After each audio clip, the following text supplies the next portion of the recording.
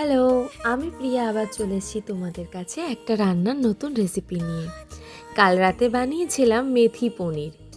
এত সুন্দর খেতে হয়েছে, তোমরা বানিয়ে খেয়ে বলো।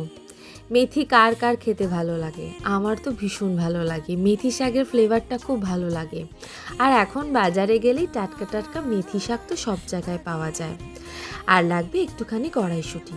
মেথি শাককে ভালো করে ধুয়ে জলে ধুয়ে পরিষ্কার করে রেখে দিয়েছিলাম।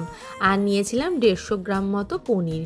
একটা কড়াইতে সামান্য একটুখানি জল দিয়ে পেঁয়াজ, কাঁচা লঙ্কা, একটুখানি কাজু বাদাম, সামান্য আদা রসুন দিয়ে কিছুক্ষণ সেদ্ধ করে নিয়েছিলাম একটা হোয়াইট গ্রেভি বানাবো বলে। পেঁয়াজ সেদ্ধ করলে এর টেক্সচারটা খুব সুন্দর হয় আর খুব স্মুথ হয়ে যায়।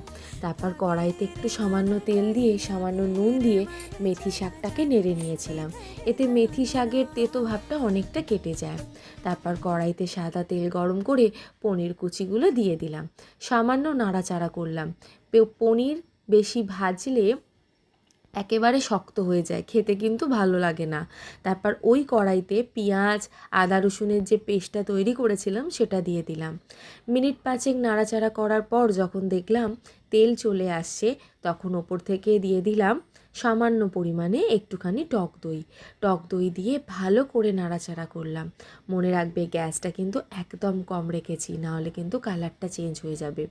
যেই গ্রেভিটা গাঢ় হয়ে গেল, ওপর থেকে একটুখানি কড়াইশুঁটি আর দিয়ে দিলাম একটুখানি মেথি শাকগুলো। ভালো করে নাড়াচাড়া করলাম।